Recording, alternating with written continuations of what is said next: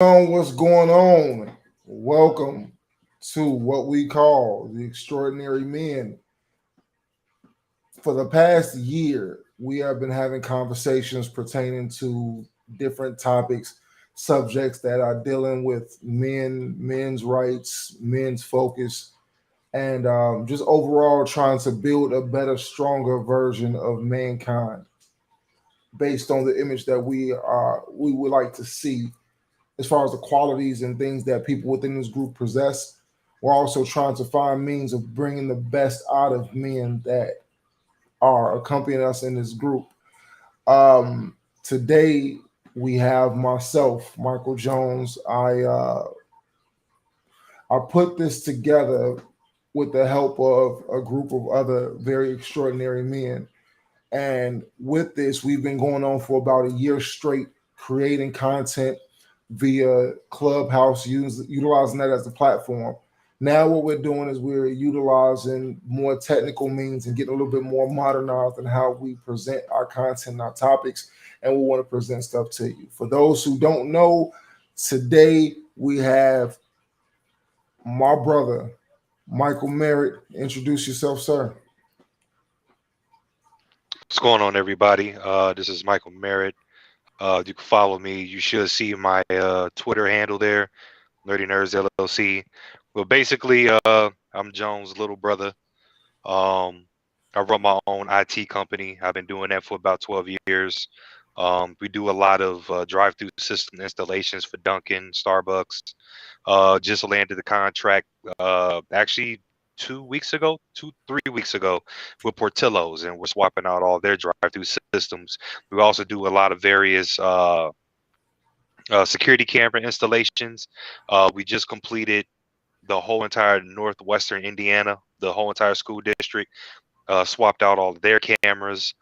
We also do fire alarm panels. So I actually, in the midst of getting the Portillo's contract, we also captured a contract with the city of Waukegan, which is a city in northern Illinois, swapping out all the fire alarm panels for this company called FSS, who will now be taking over that territory, and they awarded us the contract to swap out all the panels for them. So that's a real big one.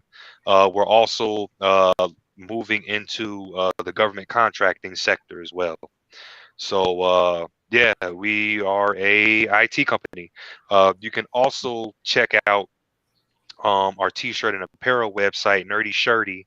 That's SHRTY, not IRTY. And get your nerd shirt.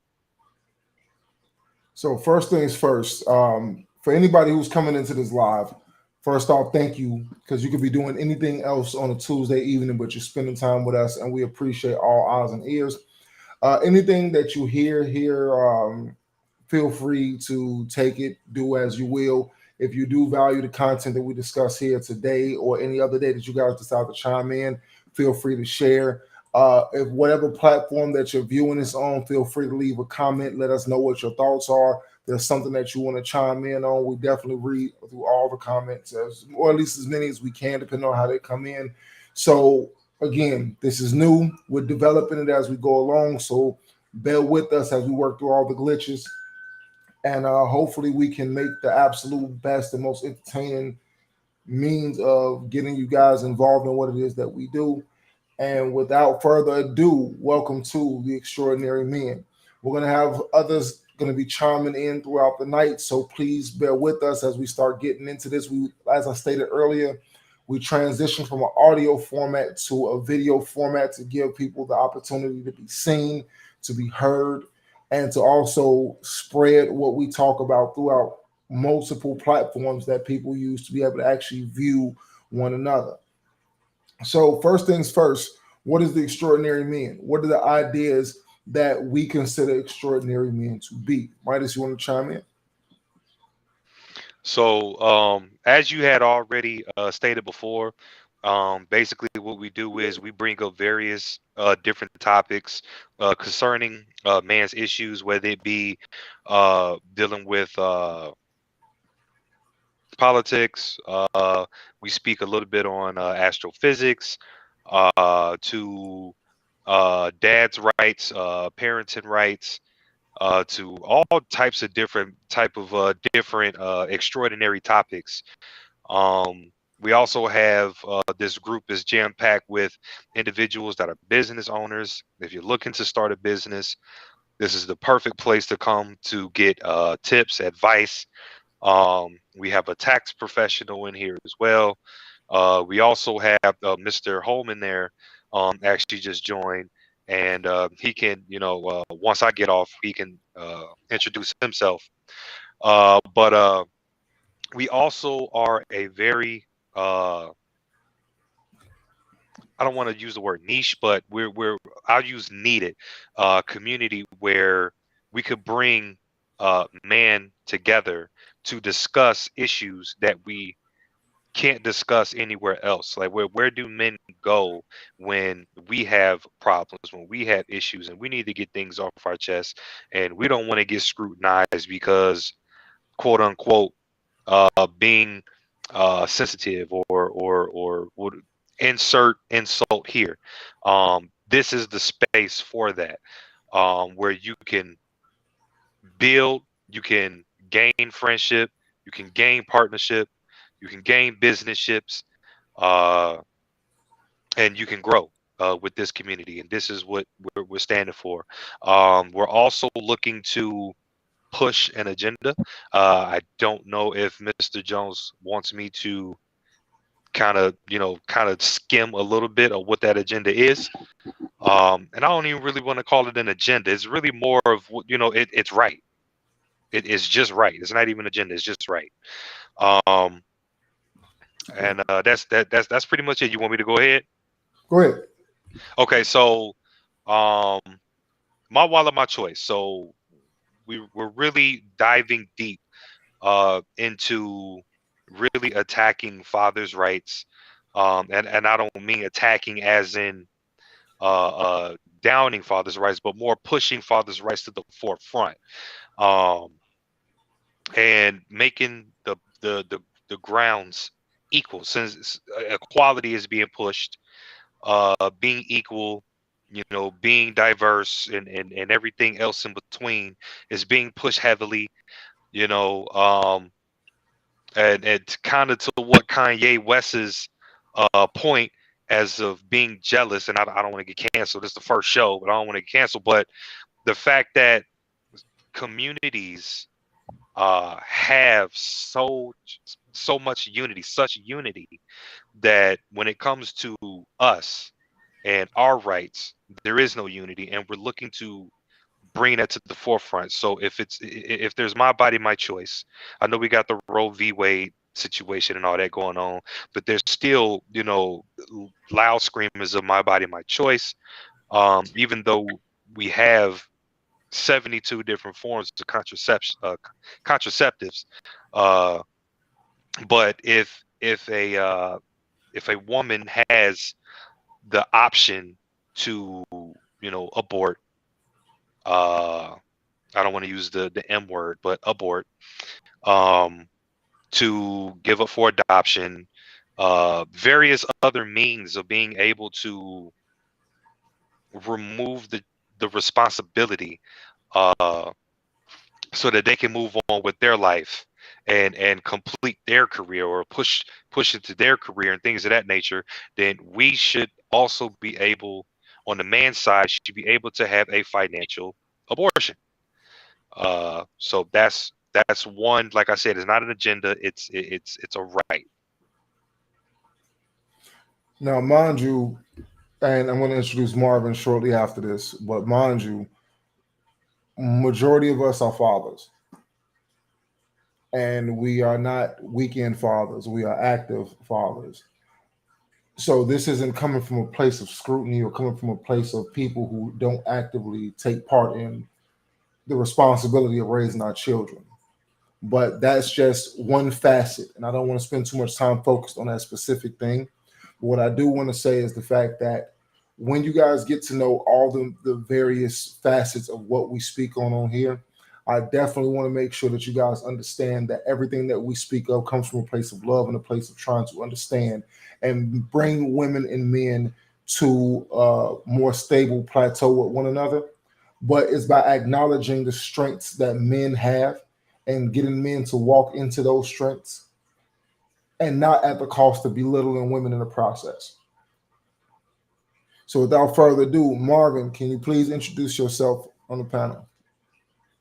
Hello, I am Marvin Holman, professional in the employment field. I'm director of a multi-million-dollar nonprofit in the city of Chicago. Some may know it as CAP. And also an entrepreneur. Started a bunch of businesses, especially for my daughter. It's like they said, we're fathers. My comes from quite a few things. And I want everybody to notice the shift of energy in the world. You know, that's where I'm at with it. Like the shift of energy in the world. It is now becoming for men. Who would have thought? Now we got all these females coming out, sticking up for men. And they're doing the my wallet, my choice thing too. This whole concept. And it's like watching it unfold is the dream. While coming to fruition. And really it's like if you can have a kid and I have to have responsibility for it, I should have a say. Mom wants the kid and dad doesn't. His wallet, his choice. If she chooses to have that, not put it up for adoption, chooses to keep the baby after that, it is not his financial responsibility, and there was no agreement there. You know, and that if why should you have the power? That's too much power to give one person. And then dudes around to have babies bound to collect child support. Like, this is not a joke. This isn't a game. You got a lot of females out here literally living off child support. Dude, ain't nothing.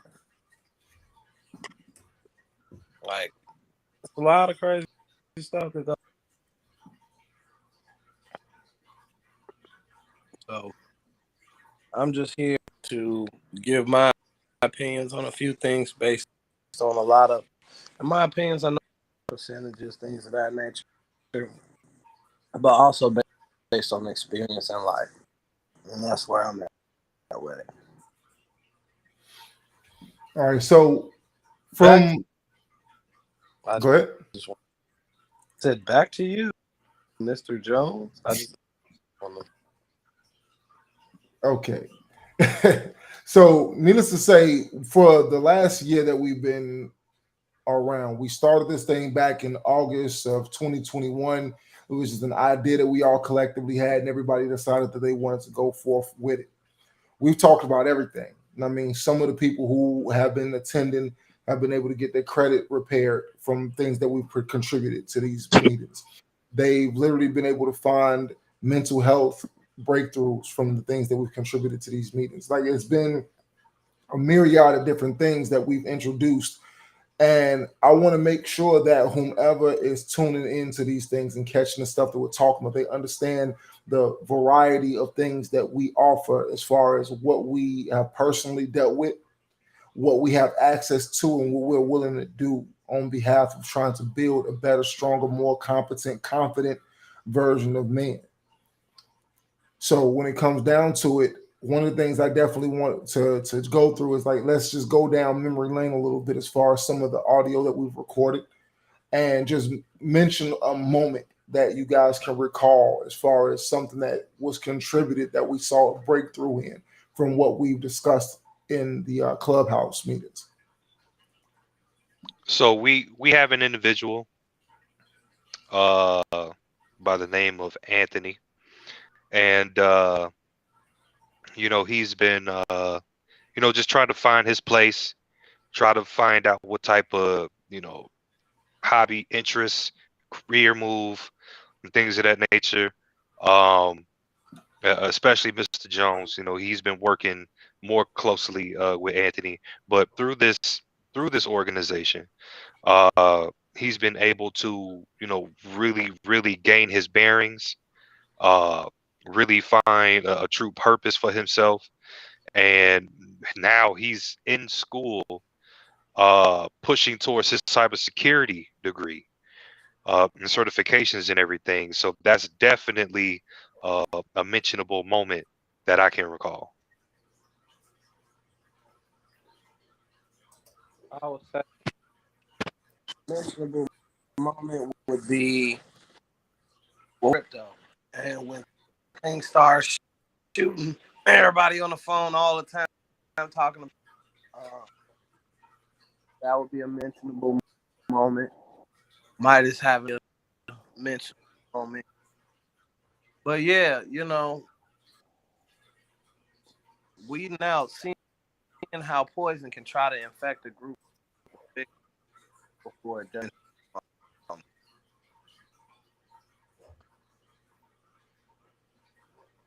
Expand on that if you don't mind. We had a motherfucker named Casey who was poisoning inside. It's a lot of turmoil and things of that.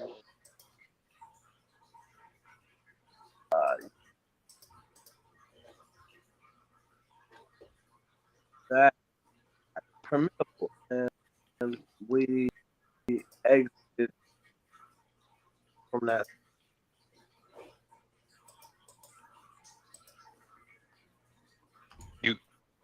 You choppy, bro. You cut out a little bit. I said, and we exited from that situation and got out of there immediately. So, to me, that's a growth in everybody. Everybody got to reduce.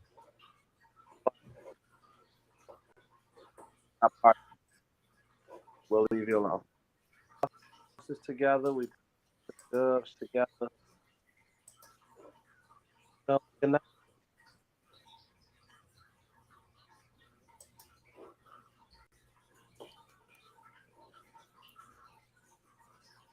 Hey Marvin, I don't know what's going on with your signal, but it's a little choppy for us on this end. It's probably choppy for the people that's viewing as well. Yeah, we don't hear. We hear like literally every other word, and then the signal just drops.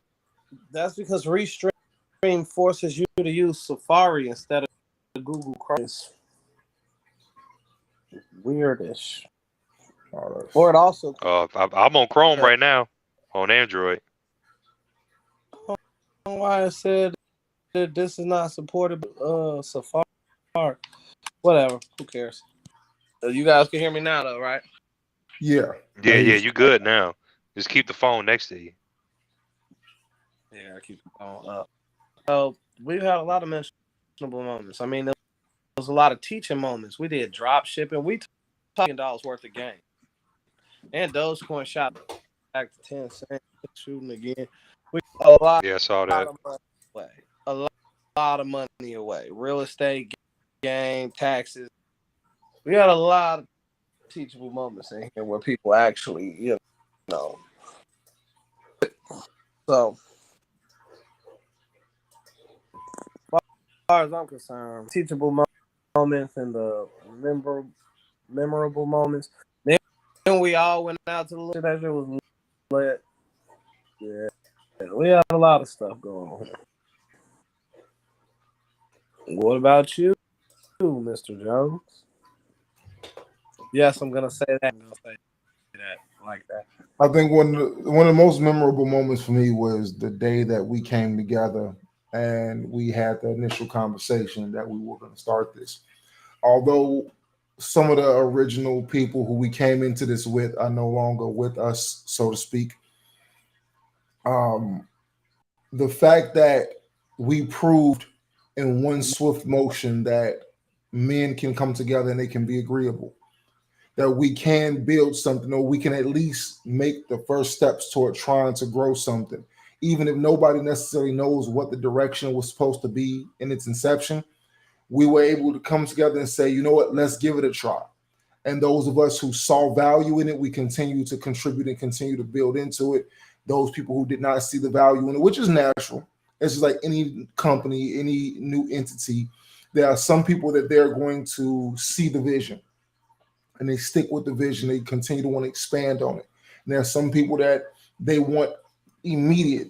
They want the microwave. They want instant results, and they can't withstand the concept of slow cooking, taking time to add the necessary things to find out what's not working, to contribute what isn't working. It's just like I want to receive, but I don't necessarily want to give. And that comes with, like I said, any new situation that you put into place.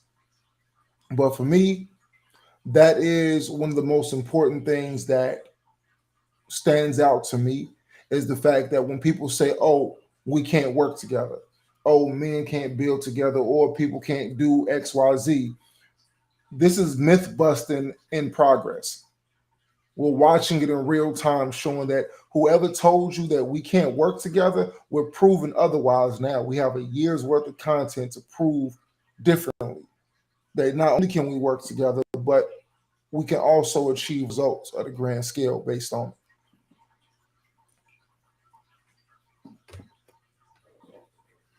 We got our very first comment, Mikey Z. What's going on, my man? How you doing?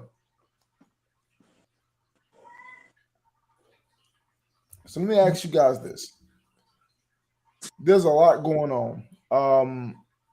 I don't even know where to begin, but let's just go for the gusto with this, right? One of the most important things that I think that's happening right now in culture is that we see a rise on the insurgence of men that are speaking up for themselves. Do you think that, well, first off, what happened and how did we get here to the point to where it seems like there's a tug of war between men and women today? Oh, well, that I can tell you that. What happened? We started making them feel equal to what we got going on.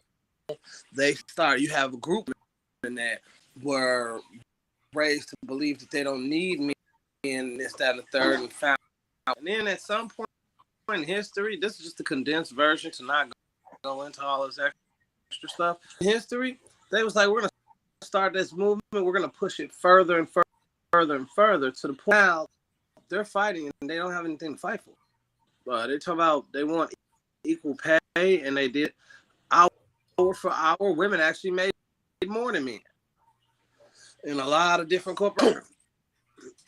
And in the vast majority, hour for hour is either equal or they're above. If you don't work for half the year, of course your salary is going to be lower. What did you think? Then it came down to, they were like, women should be able to walk the like they're being hunted. When they show men are 50 to 100 times more likely to get into a violent situation than a woman is walking around, no one cares. It's all different. So, and then they grew this movement so big, now it's boring to the new age, to some new people coming out. Now it's boring. People got tired of hearing men and niggas ain't shit. Men ain't shit. Got tired of hearing that. So now the cool thing is just like turn cool later on. Now it's cool to defend men and make sense. But Me Too movement against the My Wallet, My Choice movement, and it's got here simply by simping out, because men are the ones who are. We wasn't there back then, but there was some simped out dude that was pussy whipped about something and was doofy. Yeah. And it went like that. That's what I believe in my heart. In all actuality, they pushed these movements and found out men will move for us. They will defend us. They will come to our wrong. Usually, and in all actuality, it's because of the power of pussy, but we ain't use what they can use. Most men are not powerful minded, so a lot of women, when they use themselves up and they become invisible to alpha males, they choose, and they just, because he's she can live. So this all put together gave them the sense of, hey, I'm better than you. You open this for me, you do that for me, you do this for me, you do that for me. Then when we allow and vote, do all the extra stuff, and now they have equal rights and more that everything they complain about is just like the household. Everything they complain about, they get. When they realize every movement we start about some shit, we're gonna get some shit from it. Destroy some men, cool. Say he touched your ass, and we about to make this out to be terrible. And when in all actuality, she was running around getting her ass smacked by the whole office. But because he's down with it, you see what I'm saying? Once they realized that they had this, it was like why not push more? That old girl, Truth, what's her dang on name? Pearl, she be tearing feminists apart on her show every week. It's crazy because they listen to her because she a female, but she ain't saying nothing different than Kevin saying. It's like the shit makes sense. Now it's a struggle because you get more views, you get cool, you can be cool if you defend the bullshit. I mean, you know what I'm saying? If you defend the men, you know, women chasing and defend the underdog, they can know he's wrong as hell, but just because everybody's to go with him. That whole root for the underdog shit has now spread nationwide for men. Like, hey, we tired of your bullshit. You talking about you want to do that's 6'2", that's fucking it's age 25 to 30 is literally 0.2% of the United States of America. G, like percentage out of 1,000 people, you'll find maybe one. But 3 baby daddies, motherfucking attitude. You want to fight, you want to fuss, you want to do all this extra shit. And now you got women coming out saying that, like, hey, y'all are the reason we losing now. They know like that. They know like that. You don't tell them why. Joanne, toe up. So that we're here right now.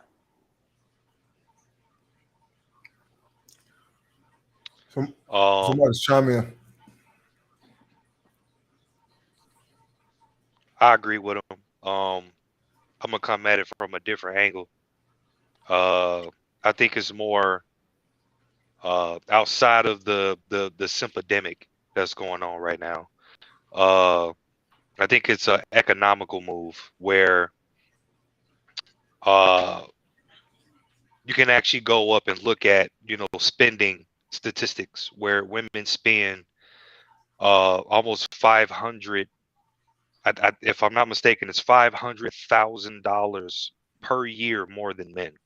So I think with these stats in place, we're looking at, okay, check this out. We push this, we'll call it an agenda. We push the masculine, feminine woman, whatever you want to call it, for them to now bank their own money. You got a lot of women today now making 6+ figures now, you know, OnlyFans popping, all this and that. So if we break up the home, we break up the house, you know, that's 2 households now that now either is collecting rent or collecting property tax. That's 2 houses collecting mortgages, you know what I'm saying, and things of that nature. Grocery sales are going up because if you've been paying attention, all the food sales gone up. All of your electrical, everything's gone up. So now we're looking at, okay, that's 2 light bills now. That's 2 grocery bills now. That's the gas station is having to bring in more gas because we're filling up more cars now and things of that nature. So I think it was more of an economical move on top of what Marvin is talking about. Thing Okay, so to your point, hold on. Let me get this in real quick. So I like the guy in the audience too. Relentless Mike. That dude is. We have been emasculated for 20 years. We've been there every step of the way with this bullshit, and it's what do they call us? What was your point, Mike? Toxic and asshole, misogynistic motherfucker. Just because you don't agree with the bull. The truth. Well, what I was gonna point at, and I agree with you on that, Marvin, for sure. What I was gonna point at was the statistic that Midas was making earlier. There is a for Yahoo Finance, there was actually a study that said, or the article says, here's why women spend 526,000 more than men over their lifetimes. And let me see. Still trying to figure out if there's a chat function somewhere in here that'll allow me to post this. First and foremost, Kobe Young, what's going on, brother? My bad, y'all. I didn't mean to say year. I meant like over lifetime. I meant to say lifetime. I had that in my head. But so year right here, in the chat box. I'm back in and that no more.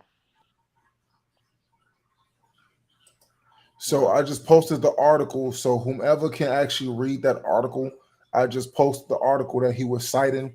One thing about me is that I'm big on facts. So when I see people say things and stuff, I like to fact check stuff because I think that that's one of the most important things as men that we got to perpetuate ourselves as logical creatures. We cannot just say things and not be able to back it up. So I wanted to validate what he was saying so that people can have a better context of what's being said. All right, back to you.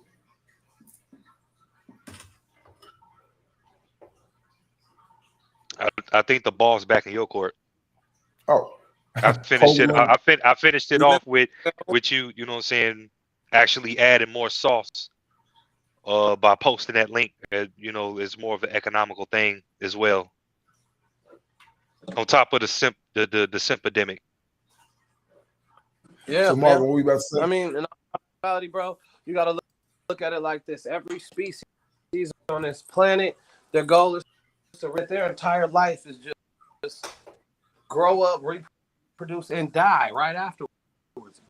Every species, this is what it's about. So when men truly we have certain characteristics towards women. When a woman cries around a man, his brain produces a chemical that is supposed to produce sympathy and rage, depending on what's going on. And they found that shit out.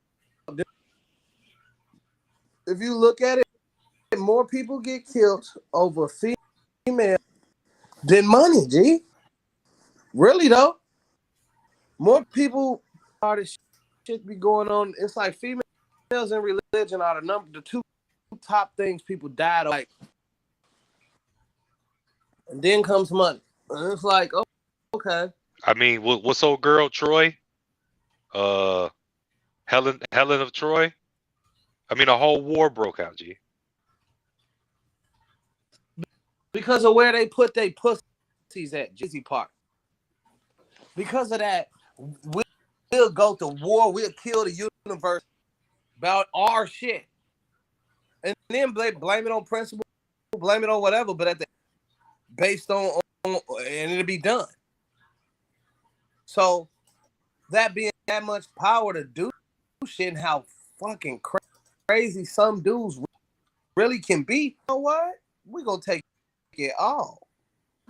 We gonna make it so that if you look at a fucking irate charge, you remember when they came out with that bullshit? I'm so glad. And you're like, oh yeah, if I go, I should be able to do whatever I want. I should be able to date dudes and just spend their money and feel like it's okay. No, you should never feel like it's okay to be a bad person. But to have the power to say he did this and it not even be, I gotta go to jail. My whole reputation is fucked. And I did it. Even if you turn around and be like, I'm just playing here and do that shit. The fact that you said it is, oh yeah, he paid her to change it. He did this, this, that. So, you know, a whole lot of shit. Economics, you can say that, but really it's putting men in jail, which is hurting the economics too. So it has a double-edged sword to it. Everybody's sticking up for dudes, it's making it cool for people to stand up. That's the start, and we're gonna see where that shit go. But in all actuality, sympathy, girls do.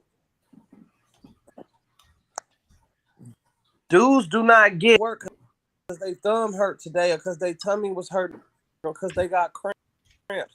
Don't get to do that. They ain't out here calling off for doctor's appointments with kids because that's their job. That's what they doing.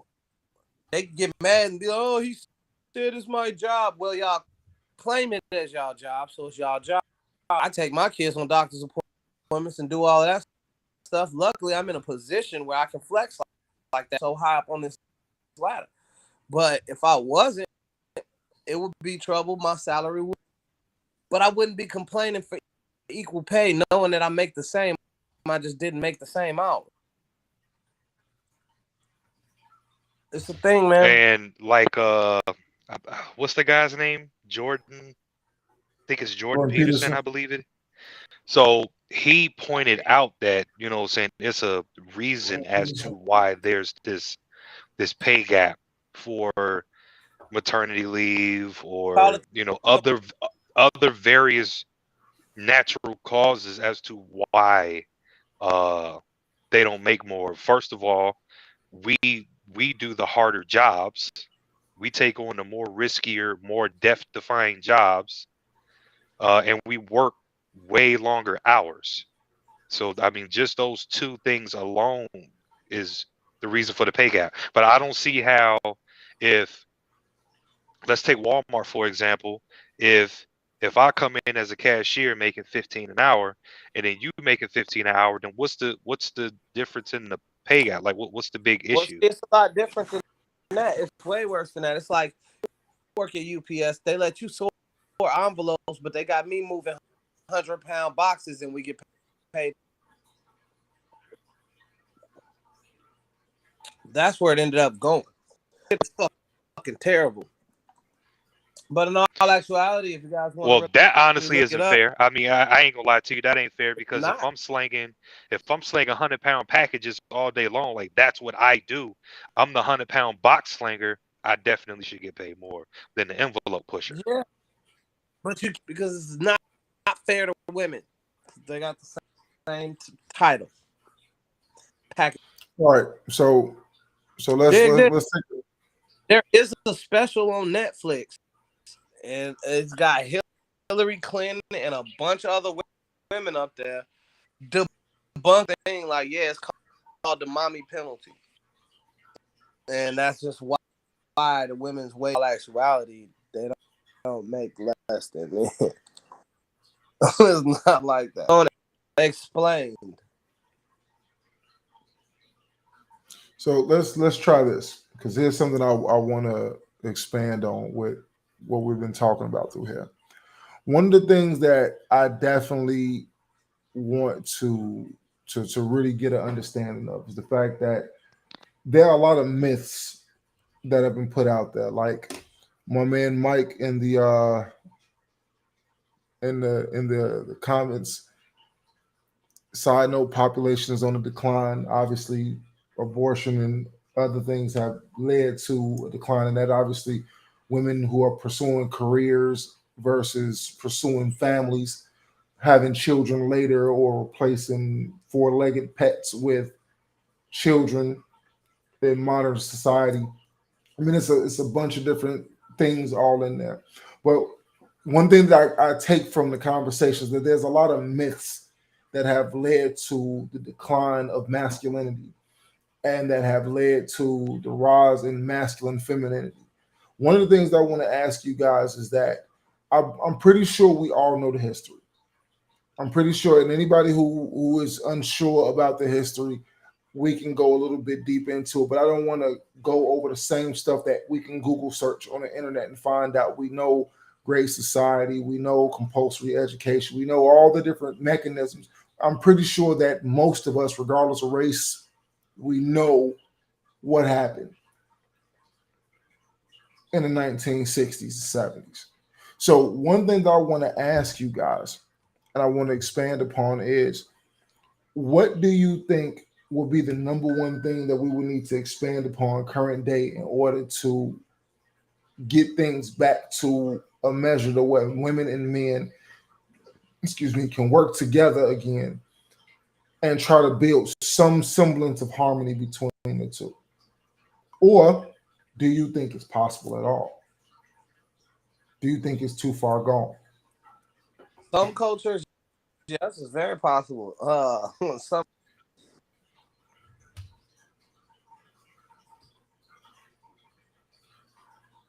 Can't hear you, Mark. Can't hear you. Can't hear you. the way it's gonna change is slow, painful, like it is now. Certain cultures, yeah, they'll be able to do it because certain cultures don't respect for their men. They actually give a shit. They don't. This is an American thing, and this is definitely predominant in a few. Yeah, most people don't have this problem. Of course, we don't, but in all actuality, that's not realistic. Them having, it coming to defend men. In order for it to be cool to defend men, it has to be cool to be a woman again. See, so they're trying to bring back by acknowledging their positions and understanding, or at least seeming to do so. So this being known, it's a thing, man. Yeah, it's possible to take a whole lot of shit. But honestly, extreme and utter tragedy. Like something would have to go wrong. We ain't gonna make it if we don't rely on these dudes. They'll be like, oh, that's why. I don't know what they was thinking when they was telling us we don't need it. Tragedy, life experience changes people. People ain't none of that extraness going on. It's what it is. So, real quick, and Mikey, I'm going to come back to your comment shortly. Kobe posted something in the chat where he said something I thought that was real, just like kind of simple, but complex at the same time. It says men need to get a clear understanding of what masculinity is. So when I saw that comment, first thing I did is Mr. Google search. I went and I decided I would look it up, and I wanted to find out exactly what is the textbook definition of masculinity. What is it? So as I looked it up, I decided I want to go ahead and share it with you guys really quick. Is it showing up on your screen? Yeah. So right here, based on what's in the Oxford Dictionary, is qualities or attributes regarded as characteristics of a man. You come That's down very here. vague. You said what? That's very vague, but okay. Hold on, because you got to understand that every society has different expectations of what a man is or what a man does. So now you come down here and let's look a little further. Social expectations of being a man. The term masculinity refers to roles, behaviors, and attributes that are considered appropriate for boys and men in a given society. Masculinity is constructed and defined socially, historically, and politically rather than being biologically driven. Okay.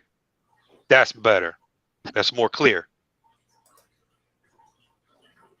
So now when you look at a definition like that, Hold on. Say anyway. I can jump on this. Yeah, I'm about to post a link, Kobe. And if anybody who wants to jump in and want to have be a part of the conversation, I definitely make sure that you guys can chime in. So go ahead and speak on the mark. Well, I might as well get this link together. Rerun the question. What do you think about that definition, or that series of definitions that were written? Oh, for masculinity? Yeah, I think that that very first one, yeah, we can trash that one.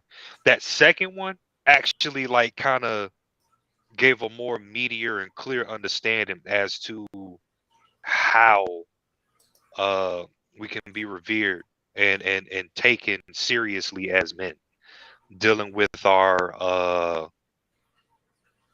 connections, how we carry ourselves, mannerism, things of that nature. I think the second definition made it more clear. I think what we also need to do to add a little bit more to, yeah, I see the troll. To add a little bit more, and really dig in deep on what Kobe talking about is defining actual characteristics of toxic masculinity as well, so that we have a clear understanding of both. So when is it appropriate and when is it at its extreme? Exactly. Yeah. All right. So Kobe and Mikey in the chat, I posted a link. If you guys want to join in and have leave a comment or want to say something on the live, by all means, click it in. As soon as I see you guys pop up, then I'll go ahead and add you guys in. So it's available on YouTube, Twitch, and Facebook at this moment. So you guys want to chime in, like I said, click the link, follow the prompts that it gives you as far as turning on your camera and your audio, and then we'll go ahead and add you in shortly. Marvin, what do you think about the definitions provided as far as what masculinity is? It's a definition.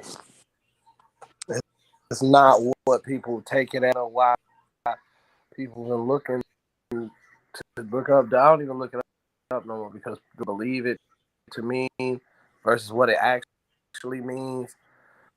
Doesn't matter anymore. If you look up gay, it means happy. No, it doesn't. It means homosexual now. So masculinity is a word that is used against men. They put toxic in front of it. Your masculinity is misogynistic. It all comes from the misogyny. All of that shit. They turned it against what it actually means. It's exactly what you just said. It's a word to describe the behaviors of or whatever. But we don't take it as that. We take it as what society uses it as. Used in a million different ways. But at this point in time, it's kind of toxic masculinity is the thing, and that came out to combat your Tates and your pearls. They came out as toxic masculinity to combat that. Say they wrong, even though they make 100% sense. I have to come up with something. This blah. What does that actually even mean? It means that in a masculine way, so it's toxic masculinity. Anybody who believes it's a fact that 70% of a certain population dies single and alone. The men that can attest to that. It's a fact that there's a population of men that's in the same group single and alone as much as they do. But they'll still blame us. So it's like you have call you a home wrecker, call you all these things, and you sitting there like, dude, and 80% are leaving. They're the ones breaking the home up. They're the ones doing all this extra shit in the background.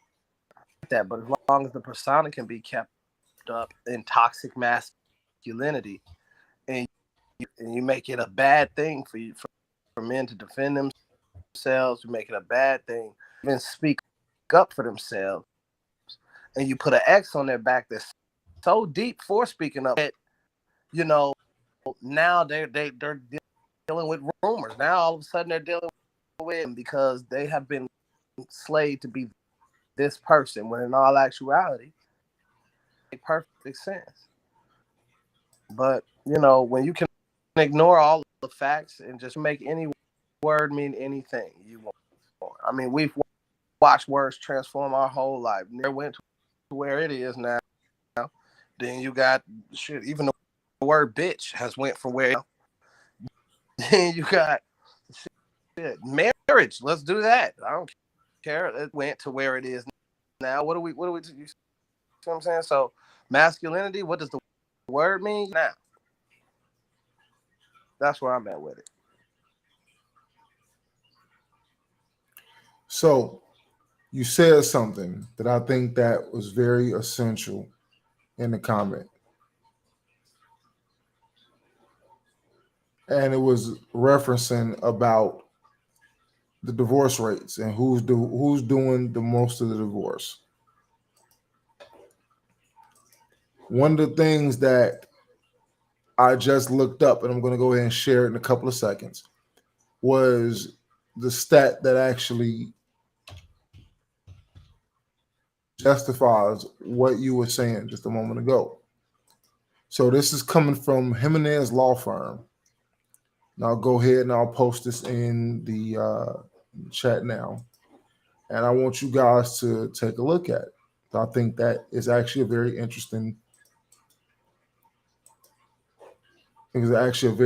tale.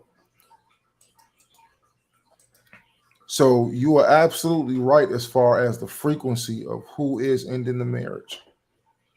And then on top of it, outside of just saying that that of who leaves the marriages more, but it starts to give a couple of reasons why. This is coming from a reputable source, Jimenez Law Firm. Feel free to go and check it out whenever you get time. And it starts off saying a study led by the American Sociology Association determined that nearly 70% of divorces are initiated by women. And the percentage of college-educated American women who initiated divorce is even higher. So considering that gender stereotypes indicate that women are often the driving force behind marriage, this may seem surprising. So now it gives a couple of reasons why. So I'm not going to go ahead and read everything in here. The article is posted for anybody who wants to check it out. It says women are more likely to feel stifled by a marriage. Yep, that's what I was going to say. A lot of them will be like, why are they leaving? They're domestic violence. That's less than 1%. Then they go, Okay. oh, even because like they took a vow that said, I must be happy forever or I'm leaving you. No, they said, which is happy or unhappy. I mean, sickness and health. I don't think happiness is in the vows. Period. Like it ain't got nothing to do with happiness at all. It has to do with it. Fairy tale, like Kevin Sam said, they've been sold that it's like it's down there. I have to do this. I have an obligation to these children, to my lady, to his family. Whether me and her get into it, I could be like, man, fuck this shit and walk the fuck away. Would life be what the fuck? Yeah, of course. If you have less, whatever the fuck, you know what I'm saying. But no, that's not what we're here for. To be married, because I feel like he's holding me back. I feel like, and that's what they. And as long as I can keep up the facade that men are predators and that they're dangerous and that for everything, I can give these tears and make that simp over there do what I say. It takes to keep going where you at. You know what I'm saying? Well, let's continue down for a couple other reasons. It says women tend to feel more emotional responsibility. It says women are less tolerant of unacceptable behavior, which breaks a stereotype right there. We ain't gonna skip over that because they real quick. No, hold on, because I was going to actually read an excerpt from that, and it's hold on. Historically, a woman did not work as much as she does today. Wives are more reliant on their husbands for financial security. Often, they're tolerated domestic violence, emotional abuse, and other abuse or neglect because they felt as though they had to, or they had no other choice, and that it was their duty. While this may still be true in some cases, for the most part, women are no longer willing to put up with bad behavior as they had done in previous generations. So again, anybody who wants to go and read further into that, they can. Now, right here, divorce planning. This is an interesting one. This one stood out to me right out the gate. Go back to that real quick. Go back to which one? Back to where they said women are not willing to put up with this stuff. They're not willing to put up with a lot of stuff and domestic violence and that little one. But they're also not willing to put up with, oh, I lost my job. They're not willing to put up with, I'm not spending time with you working and doing this. And then there's all these dudes out here, all they trying to do. So they feel like their avenue is always open to leave. It's a shame to cheat. Now it's cool. Back then it was a shame to get pregnant before you was. It was a shame to get pregnant young. Now they got a TV show for 16-year-olds having baby showers. It's a whole different. It's a different thing, man. All right. So on the last one, which again, I think this is one of the most interesting ones, divorce planning. The divorce statistics, divorce rates show that sometimes marriage doesn't work out to be the fairy tale you had hoped for. While your journey in personal growth, and sometimes the growth can lead us down different paths and the reasons for divorce. If you're contemplating divorce, then spend time thinking about domestic outcomes, social outcomes, economic outcomes, and your own well-being outcomes. The divorce process can be mentally, emotionally, and physically draining, and even if you have a prenuptial agreement. First off, let's stop right there. And I want to chime in on this briefly. Prenuptial agreements are traditionally a fail-safe to protect the wealth on either side, but traditionally on the male side, from being taken from them in the event of a divorce due to infidelity or whatever the terms of that contract may be. However, when you look at things and how we value certain aspects of relationships, I think that there's a seismic shift as far as the thinking is concerned between men and women, how we process things, how we look at things overall, because the same things that we value in women, I think they have misconstrued and think that we value the same things that they do. And I give a case in point. If I make 100,000 and my woman makes 50,000, in my mind, we make 150,000. But I've spoken to many women, and I say well over 100, not necessarily like the greatest sample space ever, but out of those 100 or so, the feeling was virtually unanimous to where most women felt that if she was on the opposite side of the higher earning spectrum and she earned the 100 and he earned the 50, that she earns 100 and he earns 50. That if he's not a higher earner than her, she doesn't respect him as much, if at all. That she's not as attracted to him physically, emotionally, sexually, otherwise. That she's always constantly has her mind focused on potential prospects that are better suited to provide her with what she wants. And that she's constantly pushing and nagging at him because she deems him to be inadequate. Has anybody got a position on that part? No, that pretty much sums it up. All right, so we're going to invite Kobe and Relentless Mikey in to come and speak with us. First off, Kobe, Relentless Mikey, welcome to the platform. Welcome to day one of the Extraordinary Men on the live chat. How are you gentlemen doing today? Pretty good. I'm doing great. Good to see you guys. That's Pretty good. Welcome. First and foremost, Relentless Mikey is a longtime friend of mine. We've done a few podcasts together during the elections. We've had a numerous amount of conversations regarding all types of myriads of different subjects. I consider my brother from another mother for sure. And Kobe, he's a longtime friend that goes back with all of us in this room, with the exception of Relentless Mikey. And I mean, for God's sakes, I'm just happy to see you here. How's everything with you, young man? Everything's great, man. Everything's great. Family life. Doing whatever I got to do to just go ahead and make sure that I'm brother. If that makes sense. Always, of course. So, what did you guys want to contribute today? What did you guys want to chime in on? Let's start with you, Relentless Mikey. Well, I think it's really interesting. I love the topic and how we're kind of really digging into a granular level on this, and I think it's interesting how that, to me, the dichotomy on how the economics play into gender roles, relationship. I think it's really. I think there's a lot of pieces to this, and for a long time, obviously, under quote unquote traditional values, I think that there was a little bit more of an understanding between those gender roles, and I think more so within the last 20 to, I'll say, even up to 30 years.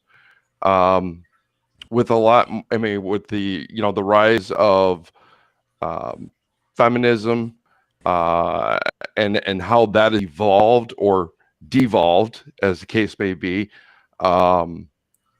based off of, like I was saying in the comments, social activism. It's perpetuated a lot of women, in my estimation, to and not all, of course, but certainly a lot of women to really take that alpha role, but in a more toxic way. It wasn't more. It's not more about. I'm trying to think of how I want to put this, but it's more. It's less of a doing better and empowerment type of position, and it's more of a I'm going to step on kind of feeling that I've been getting over the last probably 20 to 30 years. Now, again, this is not a broad sweep. I've been married for 11 years here, and we work very well together, but we also critically think and critically talk and have tough conversations and understand perspectives. And I think that's really what drives that relationship between men and women. Communication is always going to be the thing that either makes or breaks, in my opinion, a relationship. So with that, I'll turn back over. Beautifully said. Beautifully said. Kobe, what's your thoughts? For one, I do want to say that I completely, when he says that communication is right, something that I recently is you choppy, Kobe. I'm sorry, can you hear me now? Can you guys hear me clearly? Yeah, we hear you better. So one of the things that I've learned recently, you're speaking of bringing them to a relationship. The man really has to bring to the relationship, where one is that respond to his woman instead of react. We all, like you said, we've all been in situations where go crazy, and what we have to understand is, in that state, and she needs us, even in the phase of her intent, when they're directed at us. I had an ex-girlfriend named Maya for years. No cheating, no nothing, right? We got into an argument that was really bad. And with hindsight being 20, 20. Hey, hey, babe, relax. Whatever it is that you're having an issue with, this, right? But instead, I was like, I'm out of here. My my job was to situation, all right, and then back into her feminine nature. The other thing is that one of the things need us to do is provide, and that, and what that does is to be burdened with making the day, with whether it be business, children, things of that nature. Your girlfriend, and that just ask her, where does she to give you an answer? You're giving, narrow it down, 3 different destinations, babe. All right, got you. Here, you know what I mean? Make it so that she's making, because just as complicated it is for you, you know what I mean? And then obviously provides security facets, which are emotional and financial. All right. I mentioned something in regards to what's in the pay gap. It's not a zero sum at it, as if we're losing something. Now that women are making more money, you know, higher positions in the world and things of that. What they need us to do is support them. It doesn't make you that women eventually get tired of, right? Because both women and men in the feminine and men, but it is natural for the men, natural for women to be feminine. So constantly acting at the workplace or anything like that to do whenever she comes back to you, back into her femininity. Since to you, are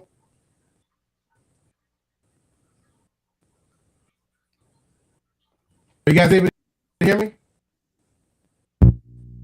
It's real choppy. This. Yep. Yeah. When it come down to because today is the first time that we've actually went live in this capacity. So I don't necessarily know if it's a cell phone thing or a service thing. Yeah, that typically happens with streaming services. If you're going into the live on a phone, it has a tendency, because it takes up a lot of bandwidth. You almost have to throttle it down, or something along those lines, or go to Wi-Fi.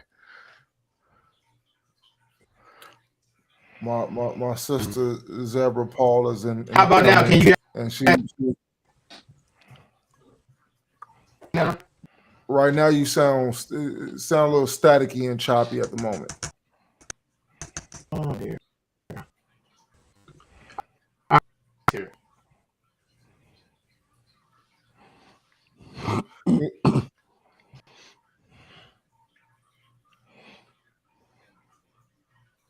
Everybody say hello to my sister Zebra. She's she's in the chat right now.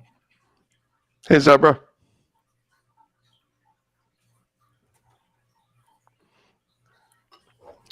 But this is a really interesting topic, and I think you can go a whole lot of a whole lot of different paths with it. And I think at the end of the day, I mean, your experience will dictate your perspective, right? So from that angle, I mean, what is the truth? What is right? What is wrong? I think at the end of the day, I think if you drill it down and use Occam's razor, you're looking at communication and respect. And I think as long as there's communication and respect flowing both ways, I think you're going to really have a more pervasive relationship. I think it's going to be something you can build a structure on. No. But the issue I've been seeing, in the working world, and then obviously I'm in a lot of different worlds, and I can't say that my marriage is wonderful, and we have a great relationship because of that communication and respect. But in the political world, and in my business world, and particularly even like this shirt is this is for child trafficking, and that's one of the things that I help fight against. And even to that point, you have experts and different people, and most often females have been the leaders in this particular area. So it's really interesting when you have people who are grounded in, I've been doing this thing for 25 years. You can't tell me anything. I'm not going to listen to anything. But when you break it all down, it comes back to communication and respect. And I think that has been lost on a lot of people, both on the men's side and in the women's side. And that's just kind of like my viewpoint on it. Hey guys. So let me ask this. So you mentioned structure, Mikey. So do you think that structure can be built without or with gender roles? Is this a necessity? I think it is. I think it is a necessity, because I think everybody, both individuals, have to understand who they are in the relationship, how they contribute to the relationship, and more importantly, how they fill their partner's gap. So I think, yes, I think gender roles do kind of come into play with that. Absolutely. But I think it's less of a concrete box, and I think it's more of like a cardboard box. Okay, it's pliable. It's gonna bend a little bit depending on what your partner needs and what you are able to provide. Hey, Kobe, you're trying to chime in? Yeah. First of all, testing. You're a little low, but we can hear you. Can you guys hear him? I did hear him. All right, so this any Mike, to answer your gender roles are being, because as I was, the woman needs us. They need us to, it relieves them of the make certain decisions. All right, and once we're, but at the same time though, you know what I mean, finding out what works for, and then you just putting it in place from the manager, and she's like your help.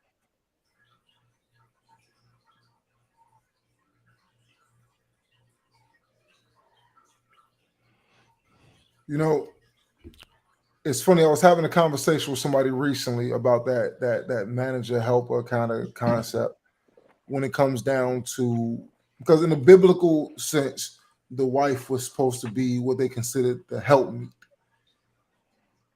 In modern day, opportunities have been made more abundant for women to take part in. Now, a little history lesson. Obviously, when the men went to war, the women had to go to work. When the women went to work, they got a taste of freedom that they didn't get prior to. So when the men came home, the women didn't want to sit at home anymore. Now, again, what ultimately happens is that when women were given an opportunity to step outside of the shell, they did perform in a lot of ways to the standard, and in some cases, depending on what the field was, they exceeded the standard of men. Now, again, I want you to take into consideration what was going on at the times. The real shift came more so around Vietnam War. So when the Vietnam War came around, you have to remember that there was a huge epidemic of drugs. So people were going to Vietnam War, coming back home. Our domestic streets are being flooded with opium-related drugs, and the soldiers across the seas were being infected with the same thing. So they came home with active heroin and opioid addictions. So what happened? You add that aspect of the men who were coming home from Vietnam, and this is in all sectors of society, not just race specific. Then you start taking into consideration when where did drugs hit the hardest? What did they do? Where did they go? Boom. That deals with our military men, or the military strength of the most militant of the men in society. Now, in a domestic situation to where you couldn't find a job, or it was very difficult to find a job in Black society. This is documented. I'm not making this up. So what happens is the fact that there was a replacement of government subsidy in exchange for the able-bodied Black man to not be able to live in a home with his family. So there was a trade-off. Now, what people fail to realize is the fact that there are more whites in society that are on welfare than there are Blacks, because, quite frankly, there are more per capita, state by state, with the exception of maybe 2 states out of 48. Now, to take it a step further, when you have these numbers of people who are receiving subsidy, who are not being able to adequately, you had a pilot program that you started in one neighborhood and you expanded it and said, okay, we see how this works here. We take down the structure of the family here. And now we're going to take this and we're going to implement it in the Hispanic community. We're going to implement it in the Irish community. We're going to take it, implement it in the Native community. We're going to take it, we're going to do it all over the place, because now that we know that it works. So one group of people with a guinea pig study, and then now you have the same thing going everywhere. There isn't a single group in America, with the exception of maybe the certain Asian communities or first generation immigrants, that do not see a drastic decline in mortality. I mean, a drastic decline in birth rates, and a drastic decline in or a drastic decline in marriage, or a drastic incline in divorce. You check the spectrum, and literally in case studies, you can see to where there is a dip off in every single community categorized by race over the last 20, 30 years. Mm-hmm. Why do I bring all this to the center stage? It's because the understanding is the fact that there is certain universalities that we have to understand, that when there was a structure, we did not have these problems. Not to say that the previous structure was perfect, but there were infiltrators, there were instigators, there were people who represented larger groups of people who had a vested interest in destroying the family structure. Mm-hmm. As you spoke, Mike, earlier today about the economics. Well, common sense economics is that if the household structure where the man comes in and he does less spending, he's going to structure the spending to go toward necessities and probably going to do more saving. She'll convince him to take trips or to splurge a little bit on leisure expenses, but it won't be an all-out exacerbation of the funds. It's going into one house, one roof, maybe 2 cars. Now, you flip this. You divide the household. The child has clothes over here at mom's house. The child has clothes over here at dad's house. Shoes over here, shoes over here. Christmas from both sides of the family. Now, there's going to be 2 houses, because you're going to have a house and you're going to have a house. So this child is going to have a bed over here, going to have a bed over here. It's going to be double everything, which is going to increase in profits and consumer spending. So when you start asking about the economy of something, you have to think about who has a vested interest in keeping us apart. And when you follow the money, you'll come to the realization that it stems back into a bunch of different things. Compulsory education system. There's not a coincidence why men are not graduating. It's not a conspiracy either. Just have to follow certain things to understand that the fix was in long before we knew that it existed. Absolutely. I mean, you got to see. I just recently, in the last number of years, I had 4 kids that went in and left out of high school, and I can tell you from firsthand knowledge of dealing with one of my children who was, me and their mom was separated.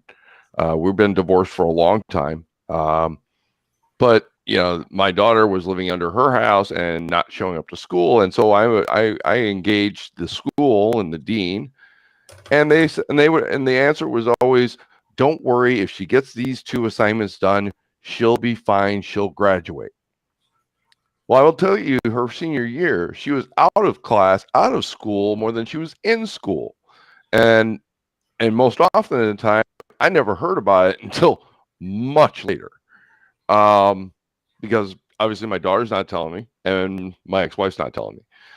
But I will tell you, they are cattle shooting kids, boys and girls, through this school system and really setting them up to the point where they don't have an opportunity to succeed or fail.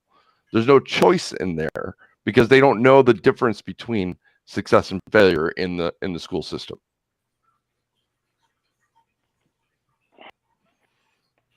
That's deep. I had a similar situation to that. My son was that I had issues, and he went to Thornton, and I couldn't. His mom to get on the center again. What I was speaking on is I had to step up and say, "Hey, you're right." It was just too much for her to handle. I mean, so again, put my masculinity. I take control of the situation. You're going to come here to Marion, and let me tell you what the end result was. So I'm walking to Marion Catholic here with a 2.0 his senior year with a 3 go to North Central College. His mom just wasn't able to strength to go ahead, but being so emotional, couldn't bring herself to come. I need this from you. Done.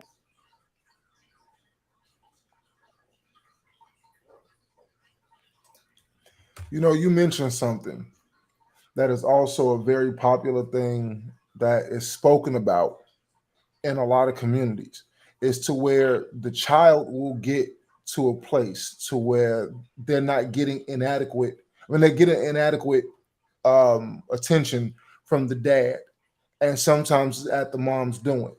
Not all the time, gotta stipulate, but there are often times to where the mom is seen and deemed the more suitable parent for male children.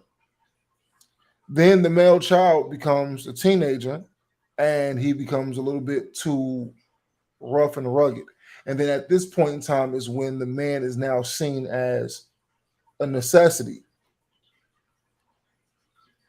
So now it's kind of like you have to step into, I won't necessarily say bully and chastise, but you have to step in to rein authority back in on a child that would have already been instilled had I been given the opportunity to put that in place from day one. Well, Mike, that's actually all part of a system where states are giving kickbacks for having the child taken from the man, and whoever is paying child support and things of that nature, they get kickbacks for that. The child, saying, now having the father removed from his life, now has a higher probability of getting sent into the prison system and getting paid off that. So this whole cycle is a continuous thing. It's a system that they got in place. You know what, Mhm. Mike? If I may for a moment, you're absolutely true. I want to say that's exactly how it used to be. Implicating, you know what I mean, too much. 5 children. You chopping really heavy All right. in this. You can't hear your points. You hear me now? Yeah.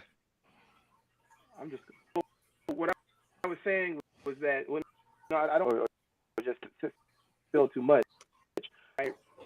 And system that you're talking about, because I had to, and it's changed in the favor for fathers. But one thing that us is we have to make sure that gap is if you and the mother decide to still have a duty and an obligation, all right, maybe a little bit more difficult. I myself, for my fought for split custody, and well, you don't have to get split everything. Now she can't determine me what extracurricular activity, what religion they're going to practice without me, because the father deserves equal. You know what I mean? It didn't cost me anything. I literally did it. You know what I mean?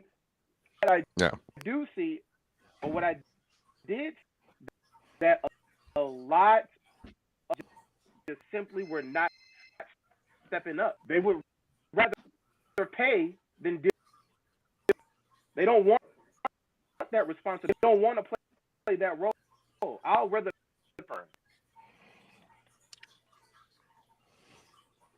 Well, unfortunately, the father's roles in kids' lives in separated families is often determined on emotion and less by judicial.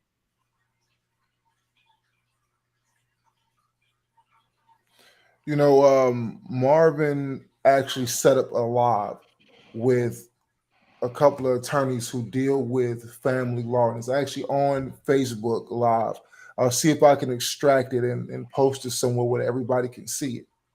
But it was about an hour-long live, if I'm not mistaken. And in him doing the live, they pinpointed a couple of key elements about family court and how it differentiates from more traditional courts. For instance, family court is the only court that is based more about what mood the judge is in or what side the judge is going to take than what's actually on the books. You see, in majority of states, including the father's rights states, like forgive me, I don't have exact numbers because it's a state by state situation, but there's an overwhelming majority of women who are deemed as the custodial parents, because in the mind of the patriarchy and his patriarchy concept coming back to lay its eggs, the deem is that women are to be the nurturers. So in some cases, an unfit mother, we would rather throw subsidy to try to catch her up to speed and extract resources from the father than to give the child to the father. And we have to remember that these are laws that are written by men to protect women, right? Let's not forget that. These are laws that before women could vote, that before women had adequate say-so in anything, these are laws that were created by all men, lawmakers, giving power to women, but there were no limits on how that power was to be facilitated. So in a lot of cases where there are men who don't want anything to do with the children, or men who sold women an idea of something that they of this utopian family life that they wanted, and then they turned out to be complete creeps and slime balls. Like, yeah, there are a myriad of different scenarios that happen, but regardless of where the scenario is, regardless of where fault lies, you are in the mercy of how the judge feels that day, versus there being a statute saying that based on the facts, we believe that this will be the best situation for the child. So even in a 50-50 custody situation, a man can still be mandated to pay child support, although I have the child 50% of the time. And then on top of that, a woman that child away from the parent and not give that child to the other parent for that 50% of time, and when subpoenaed back to court, she may receive a slap on the wrist. And this is coming from people who I know personally, who are actually going through these situations in real time and who have went through them in the past. Now, again, I must make the disclaimer, this is not all women, but these are experiences that men have shared. And solely one of them, and this is one of the reasons why we created a group talk like this, to where men can come and they can share their experiences, and this could be their, for lack of better terminology, their safe space to speak on their experiences and not feel judged for expressing the good, the bad, and the ugly. Like, there are so many men who were immature in their younger years that wish that they had cooperative children's mothers who would allow them to show that they have redeemed themselves, that they're willing to redeem themselves to earn their way back into that child's life. They're like, yeah, you and the mother, it may be over, but you and the child should be able to pick up from some point as you've matured and brought yourself to speed. But again, case by case situations. And we have to really make sure that we don't blur the lines between my experience and Mike's experience. Yeah, I want to make 2 points, and I don't want to interrupt because I certainly want everybody to make points. I will challenge the one thing you said, Mike, which was that all these laws were made by men, which I would challenge that. And the reason I say I would challenge that is because in the 40s and 50s, divorce wasn't really much of a thing. It was an outlier. In the 60s, when you had empowerment, women empowerment, the beginnings of feminism, women getting into law at higher levels and getting judgeships, that's where a lot of these women favored laws kind of came into play. So I would challenge that men have written this, because I'll tell you, the second point I wanted to make, and it's related. Back in 2009, 2010, and this is a POV, right? So, an experience. My ex had called me. We have four children together, and she says, "Hey, my husband, his job is moving him to Virginia." I said, "Oh, well, that's good for him." And I said, "So, I'm assuming we're going to be changing custodian, and the kids will be living here then?" She goes, "Oh, no, I'm taking him with me. I just wanted to let you know." I said, "Well, that's not going to work for me. I am a very present father. I am a nurturer as well as a provider. And I took her to court, and we had a guardian ad litem that me and my ex had to pay 50-50 for. He, interviewed the kids, got an understanding of who they were, what their wishes are, what their relationship is with me, with their mom, with grandparents, and everybody else. And at the end of the day, and that was probably about a 4-month-long case, the guardian ad litem, which I had researched throughout this case, 90% of the time the judge follows the guardian ad litem. And again, just a guardian ad litem is just an attorney representing the kids. So we felt like we had a pretty good case for the kids staying here in Illinois. Well, I went to the illustrious Kendall County court system, and we presented our case, and our guardian ad litem got up there and presented his findings and stated that it was in the kids' best interest because of familial connections and support system in my state that is not in their best interest to be removed to Virginia. And so that was great news for us, with exception that the liberal female judge did not agree with the guardian ad litem and allowed the removal of the children from the state of Illinois to Virginia. And so I had no recourse. There were no provisions put on her.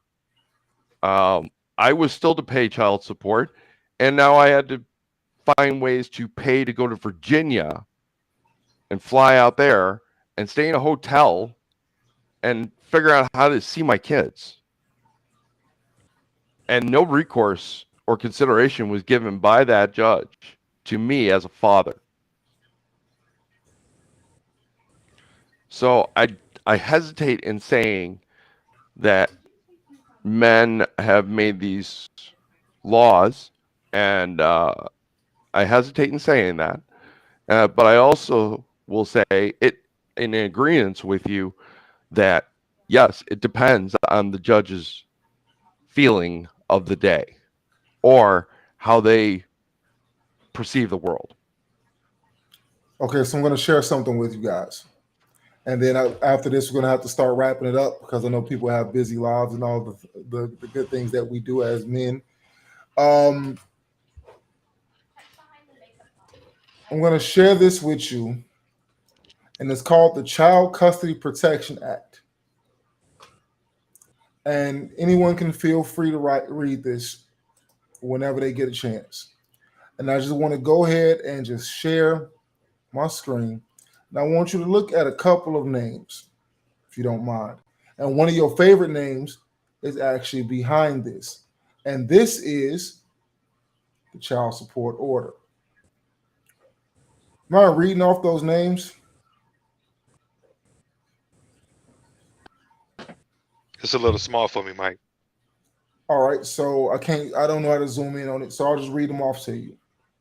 Charles E. Grassley of Iowa, Arlen Specter of Pennsylvania, John Kyle of Arizona, Mike DeWine of Ohio, Jeff Sessions of Alabama, Lindsey Graham of South Carolina, Larry Craig of Idaho, Saxby Chambliss of Georgia, John Cronin of Texas, Patrick Leahy of Vermont, Edward Kennedy of Massachusetts, Joseph R. Biden Jr. of Delaware, Herbert Cole of Wisconsin, Dianne Feinstein, California, Russell D. Feingold, Wisconsin, Charles Schumer of New York, Richard, aka Dick Durbin, as you guys know him, of Illinois, and John Edwards of North Carolina, Bruce Atram or Artem, Chief Counsel Staff Director, and Bruce Cohen, Democratic Chief Counsel and Staff Director. How many women did you see me name? Like one? So Yeah. do you want to challenge me on that thought again? Or do you want to read it and come back to me? Because I'll post the link where everybody can have it. No, I think I still stand where I stand. You know me, Mike. I don't back down on a debate. Well, you know me and you have to do this one. But here's what I'm saying, right? You're looking at these legislators who, by far and large, uh, are succumbing to the lobbyists that they deal with on a daily basis. So I mean, there's a lot playing into this beyond just the name on the paper. Um, so I mean, you're looking at level 1. What does Well, level 8 and 9 look like? You know what I'm saying? yeah, Like there's a okay, lot more people. so realistically, all right, so my family is starving. That's level 1. I got to find a way to feed them. I see you in the street. I put a gun in your head and I tell you, if you don't give me the money, then I'm going to blow your head off. That's level 2. So you go to the ATM, you take the money out, and you give me everything that you have. That's level 3. Level 4 is the effect that it's going to have on your family now that you no longer have money. You see, no matter how you slice the bread, you could have fought, or you couldn't have fought. So when you typed in the ATM pin, you're still held liable for giving the money up, regardless of whatever form or duress that you were under. It's Not under the eyes of the law. You're not. If you're under duress, you're not going to be held liable for putting in my the PIN number if you have my a gun to my, your my head. point is my point in the analogy is situational. Yes, there are steps, but no matter what pressure was around, choices were made, whether willingly or by force. So if lobbyists are behind me, is that willing or is that force? Well, for the sake of my career, it could be deemed as force or it could be deemed as willingness, whatever you want to call it. If I'm going to try to rob somebody, you have the choice to fight back. Well, see, I don't think Or that give up I don't the think money. that analogy works because It you're works willingly voting, but in the background you're getting kickback payments for making that vote. It's a So you're choice. a willing participant. But if you don't participate, then you put yourself at risk of losing your position. So there's still a Absolutely. threat on the back end, correct? There's always going to be a threat on the back end. Okay, so did I not validate my point? No. Big threat. It may not be a life or death situation, but at the same token, the analogy stands that if there's a threat behind you to not do, but then there's a benefit on the other end, no matter how you look at it, it's still a situation. There's a threat over here that if I don't feed my family, my wife will leave me. If I do this over here, I can go to jail. It's the same, no matter how you slice the bread. I'm just saying there's a lot of women who are involved in a lot of this legislation that went through. And while you may have... I'm not negating it. But the problem is that the legislation could not have went through if the men did not sign on the dotted line. Correct. That's the point. That the men had to sign on the dotted line. Mm-hmm. Nothing would have happened, no matter what type of pressure, no matter what type of money, no matter what type of kickback, until the men signed on the dotted line. Nothing signed into law. Nothing happened until the signature was there and the ink was dry. Period. It's all talk until this group of men that were named in this legislation all unanimously signed that they were in agreement with this situation.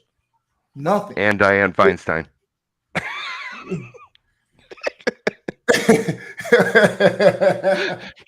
All right, guys. For our first installment of the live chat of the Extraordinary Men, I thank you guys for coming. I thank our guests, Relentless Mikey and Kobe, for coming in. You guys have any last words for us before we close this thing out? I just think this was a great start off, a great introduction to what we're trying to do and what we offer.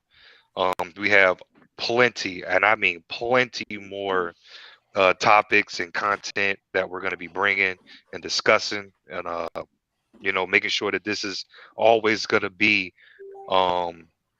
a safe zone for men to come in, let their head down, talk about these stresses that we got, mental health, everything involved with that. Um, I did want to kind of speak on. See, Mikey was talking about, and I had my thought, but man, the convo just started going, and it was great. Um, man, That's, but that's how Wait. good- This is how we do. he mentioned something about the 1940s and a divorce, and then coming into the Mhm. 1960s, and I'm like, well, in the 1940s, it had to be like an actual reason, and you had to go through interviews and all this, and but then we jump topic, but I'm like, man, the 1960s. Then if I'm not mistaken, I believe the 1960s is when they produced the faultless divorces or at whatever they called Mhm. it, where it didn't matter, No fault. no fault. And anyway, I had lost my point because the convo just went somewhere else, and it was awesome. But um, I definitely appreciate you, Kobe, stepping in. I appreciate Z stepping in. Hey, what up, Evelyn? Um, and appreciate Mike. You know what I'm saying, because Mike, this was an idea that we had in rotation, politicking back and forth about it, spitballing, and it just started rolling, and here we are today. So appreciate it. Yeah. All right, Mike, Kobe, you guys, any last words for us today? Allow me on. That's all, man. Hopefully, I can get time. But I look forward to joining you guys in the future. Absolutely. We look forward to having you, man. Every Tuesday, 7 p.m. Central Time, 8 p.m. Eastern, we'll be here locked and loaded. Well, I want to thank the poet and the scholar, Mike. I mean, he consistently puts out just incredibly high class content, and I'm here for it. All right. And for everybody that is listening in the background, give a very special shout out to my auntie Evelyn. She's in Phoenix, Arizona. She's chiming in to check it out with us today. For everybody who took the time to watch it, for you guys to actually be watching and then coming into the conversation, come be a part of the conversation, I think that's one of the most epic parts of what it is that we're doing, because there was so much. This is how we push conversation forward, but this is how things get done. We get things done by actually bringing a collective of ideas together and bringing a collective of good men together who actually understand the assignment. And rather than us disagreeing about the different nuances that make up the problems that we face, we come together and say, okay, I got a shovel. Well, I got a pickaxe. Where do I need to go? All right, Yep. well, I got a vacuum cleaner. All right, well, I got a hammer. Where do I need to go? And everybody just bring the collective of what they have to the table for us to start using those things to cross train, to give more tools, to expand opportunities, and just to build a more confident, more competent version of men everywhere. Because I think that until we finally really understand what the real enemy is, we'll never know how to fight it. Whether it's a political, whether it's financial, whether it's whatever the motivation may be, spiritual warfare, there's all different types of ways that we can look at it. And I'll tell you that whatever Mikey's version is, whatever Kobe's version is, or whatever my version is, everybody's right. So if you have an idea, let's start working on it.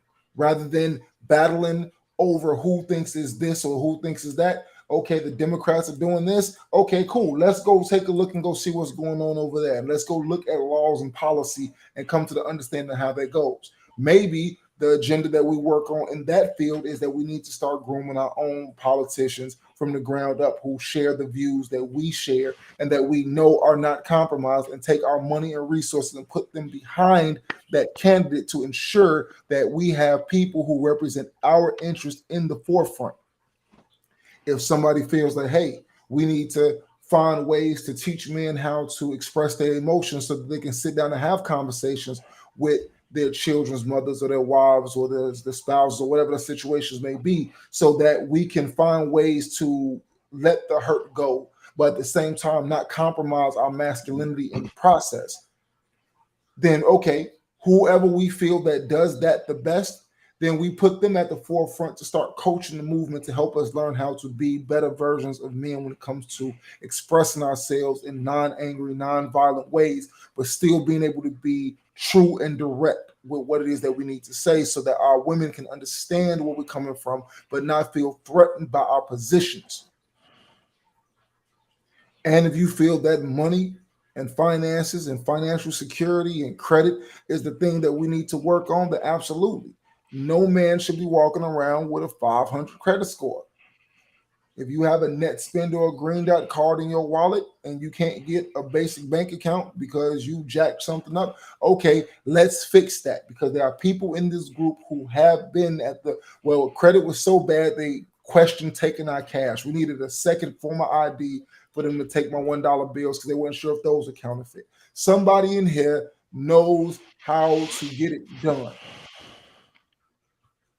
And rather than me saying to you, hey, man, I'm going to charge you to do this or to do that. Hey, listen, this is what I did for where I went from having a card that was charging me $39 a month or $39 a year or whatever the annual fee is with no benefit, to being able to go and apply for an American Express card and get it off the first rip with no issues or error. I can show you the steps on what I did because I actually did it, and I can walk you through it the right way. This is what a brotherhood does. This is what we set out to do. This is what we've accomplished over a year with many of the guys that are in this group. And this is what we intend to continue to push. So again, thank you all for taking the time out to join us. I'm looking forward to seeing you guys some more, a lot of conversations. And this guy right here, that one right there, burn it down. Love that guy, man. But again, thank you. Peace to everybody. Y'all have a good night. And I love every last one of y'all, man, for real. Peace, peace. See y'all. All right. Also, the live stream will be available on YouTube and Facebook. So if you want to play it back, to hear it back, share it with somebody, let them get a chance to hear what it is that we did. The live will be available probably within the next hour or so after we close out. All He's right. Jones, and he approved this message. I did. 23 centuries, baby.